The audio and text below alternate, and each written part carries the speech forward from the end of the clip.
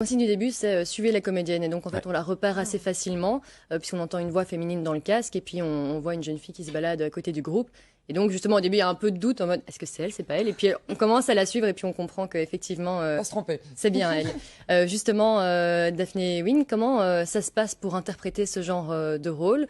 Puisque vous ne parlez pas, vous devez tout interpréter physiquement, sans surjouer non plus les émotions que vous voulez nous faire passer? Oui, c'est ça, c'était l'écueil à éviter en tant qu'acteur et actrice. Il y a quelques moments de dialogue, mais qui sont juste en playback, et ils sont très très peu. Mais le reste, c'était comment, en tant qu'acteur, jouer des émotions et des pensées sans tout le temps vouloir les mimer, sans tout le temps vouloir faire. Vous le faites très bien, pourtant.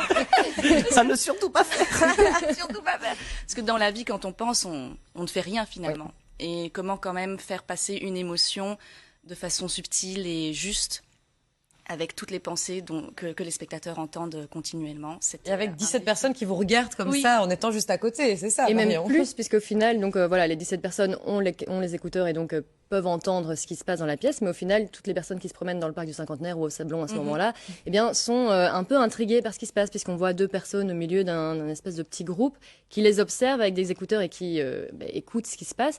Et puis, moi, c'est ça qui m'a un peu fait rire, que j'ai beaucoup aimé aussi, c'est de voir toutes les personnes qui, au final, se rajoutent au groupe sans les écouteurs et qui observent et qui se demandent. Et ça, c'est pas un peu perturbant dans votre jeu de se dire, bon, voilà, il y a vraiment... On arrive à faire abstraction un petit peu du public, en tout cas des gens qui ne font pas partie du public. Mais c'est assez marrant parce que hier, par exemple, on a eu 2-3 interruptions, entre guillemets, dans le spectacle parce que des gens qui étaient totalement extérieurs ont voulu venir me parler, se sont assis à côté de moi. Et je dois faire semblant qu'ils sont pas là. Et... Donc si on vous demande qu'est-ce que vous faites, mademoiselle, vous ne répondez pas. De toute façon, comme j'ai l'air, du coup, je leur réponds pas, je suis comme ça. Sans pas s'attarder trop longtemps. Ils voient qu'il y a une masse de gens devant, ils se disent ah bon ben je vais pas l'emmerder. Mais c'est vrai que sans spoiler, je peux comprendre puisqu'il y a un moment où vous pleurez et alors du coup on a envie de venir vers vous puisque vous êtes seul et il y a 17 personnes en train de vous regarder pleurer. Qui ne font rien. Qui ne font rien. Donc je peux comprendre que d'un point de vue extérieur, on se dit mais la pauvre. Mais d'ailleurs par rapport à ça, le spectacle en fait s'est joué à Paris à la création et puis ensuite à Londres et maintenant ça part un peu partout à New York, à Rome, à Johannesburg. Donc nous on a la 3e ville à ouvrir, mais à Londres ça s'est joué presque 200 fois à Londres et il y a vraiment des gens à un moment donné Sarah a un malaise, il y a vraiment des gens qui ont voulu venir aider et malgré que le technicien vienne dire non c'est un spectacle, non c'est pas un spectacle, je vais venir l'aider. Donc parfois c'est très compliqué, le technicien doit vraiment être là pour vraiment le chien de berger, voir que tout se passe bien. Le flyer, c'est dire c'est un spectacle. Ouais, vous voyez.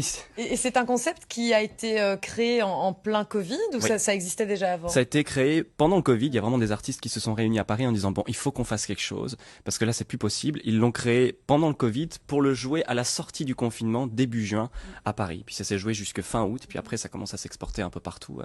Donc voilà. Un succès, Marie. C'est ça qui est génial, c'est que maintenant ça va être partout. En plus, c'est disponible en plusieurs langues, donc en français, en anglais, en italien.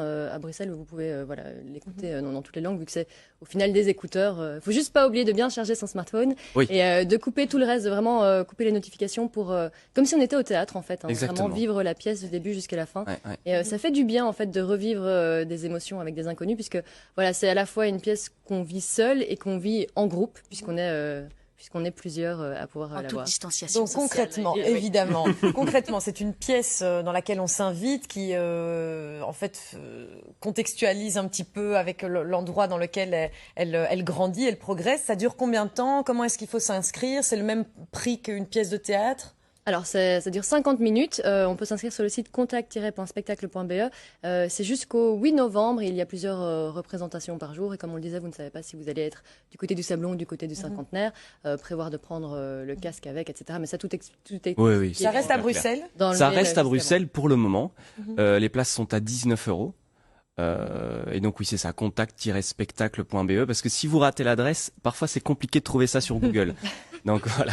On prend son parapluie et sa grosse veste pour si jamais. Mais en même temps. Hier il a plu un petit peu, il y avait aucun problème, les gens étaient là, tout à fait sereins. Pas vous qui le vente, on est là. Eux aussi, ils ont des parapluies, enfin tout va très très bien quoi. Donc. Ah, vous, il vaut mieux parce que sinon là pour le coup il y a pas grand chose à voir. Le cinquantenaire est très beau. On va pas déployer une tonnelle tenue par alors on invite techniciens. le producteur à tout d'un coup devenir un acteur. Voilà. Merci à tous les deux pour cette pépite culture qu'a découvert Marion Jomotte. Vous nous invitiez donc à découvrir Contact. C'est une expérience théâtrale théâtrale qui a lieu dans un contexte particulier. On ne connaît pas l'adresse, c'est un mystère jusqu'au bout. On était avec Damien Lochneux, producteur, et Daphné Wynne, comédienne. Merci Marion.